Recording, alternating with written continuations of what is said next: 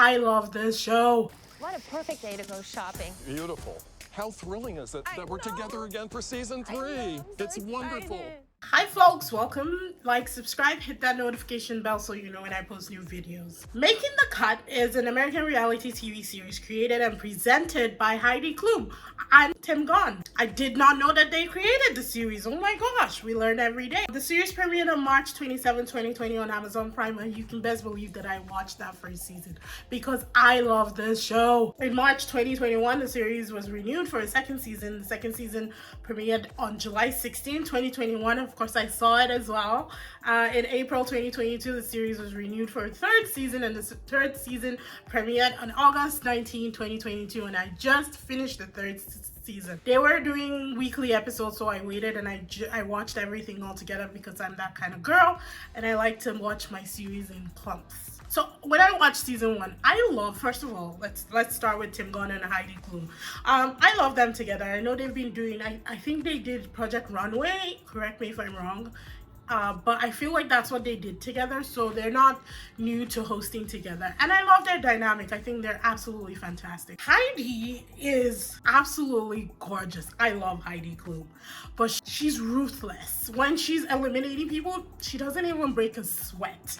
And it terrifies, excites me because I look at it and I'm like, yes, you need people who make this hard decisions. And she's in the fashion and she's in the modeling industry. She's a supermodel, so you can understand that it's a ruthless industry and people have to be stone cold to survive that. But it's also like, damn, such beauty and such ruthlessness. Like, the two of them go together in a very beautiful, scary way, and that kind of terrifies, excites me, if that makes sense. I don't know if I'm the only one that felt that. Let me know in the comment section if you felt that as well. But I like her. She even said it in the third season. She was like, I love eliminating people. I was like, ooh, Heidi, no. But anyway, season 3 has to be hands down the best of the best that they found and they put together in this season. Like, I compare Making the Cut to Next in Fashion, which is a Netflix show, and I think both shows really have a lot coming for them, and I absolutely love both shows, and I can't compare them as like one's better than the other. I like them both. Keep making them both and I will keep watching them both, you know. So when Making the Cut announced the third season, I was super stoked. And when I started watching it, I only watched it last week and I finished it. I was excited. This crop of contestants for season 3 were fantastic. Like, I don't think I've seen so many brilliant designers, fashion designers in one room before. It was definitely a lot more diverse, where it was a lot more people from different countries. They always do that, even in seasons 1 and 2. But it kind of stood out more for me in this, and I don't know why. I think it was just because of how talented all of them were across the board, and I absolutely loved it. They were fantastic. I'm gonna be speaking about my favorite, Jeanette, Yannick, and Raphael. Raphael had my heart from episode 1. I said, if Raphael doesn't win, I am going to lose my shit. That's how invested I was in Raphael. I just absolutely loved him. I loved his personality. I loved his heart. I loved that he'd only started learning English 2 months ago, and he was able to communicate that well. I love that. I think that they should have got a translator for him, especially when he was making his business pitch. I think that it would have been better for him for his business pitch had it been done in his language and someone translated it. I felt like that would have hit home better, because when you have to translate every single word in your head before it comes out, it loses something. And I don't think that it was fair, because not all fashion designers speak English, and not all fashion designers have to speak English. So I think that they should have brought a translator for him and anybody else that wanted it, honestly. But whatever, I thought that he was brilliant. Every single thing that he designed, I would wear. That's how much I really liked him. Jeanette, who didn't make top 3, and that was sad, but I get why she didn't make it. I just hope that she goes further. I think she won 2 of the master competitions where her clothes get to be sold on Amazon Fashion, and that's great because that's still exposure. That's one thing for me. I don't necessarily see people who were eliminated as like they lost anything, because they were on the show. This show is going to be broadcast across many countries. It's going to be international, and it's going to break boundaries, right? So people are going to see your designs, they're going to see your clothes, they're going to see your talent, and I think that that's still a win. And I was sad that Jeanette didn't make it, but I understood why. She definitely was caught because she made some terrible, business decisions when it was time for her to make her pop-up store. And at that point in time, I get why she was cut, yes, but it was still very sad because I love her.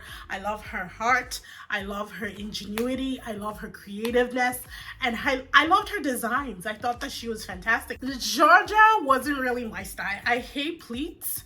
So every week when Georgia wasn't cut, I was like, I guess pleats are coming back in fashion. I guess I'm missing something. I hate pleats. I hate gatherings. I just don't like it. It's not my style. But it's a fashion statement, and she made it to top 3. Yannick and Raphael, who were the last two.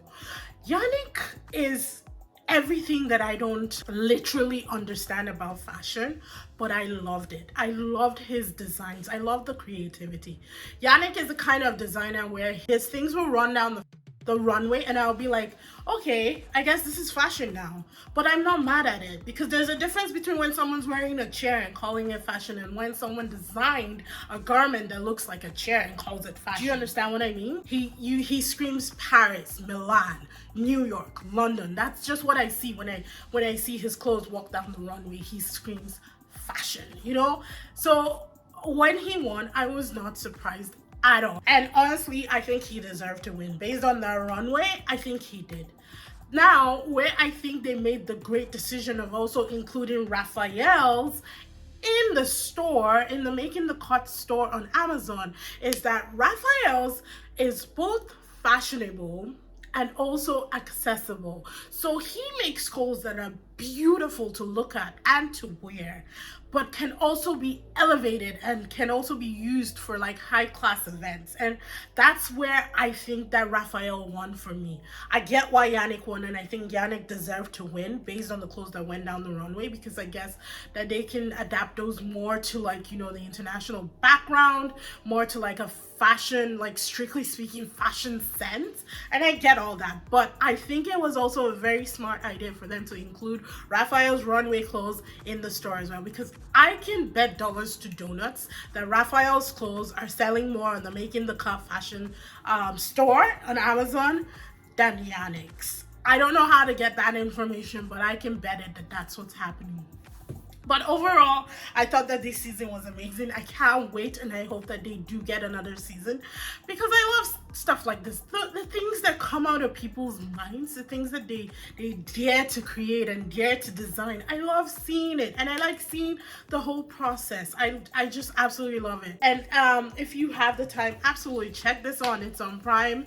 It's wonderful. You can always just skip to the fashion show at the end if you don't want to watch the entire process. That's all for today, folks. Thanks for tuning in. Hope you liked this. Don't forget to like, subscribe, hit that notification bell so you know when I post new videos. I'll see you in the next one. Bye.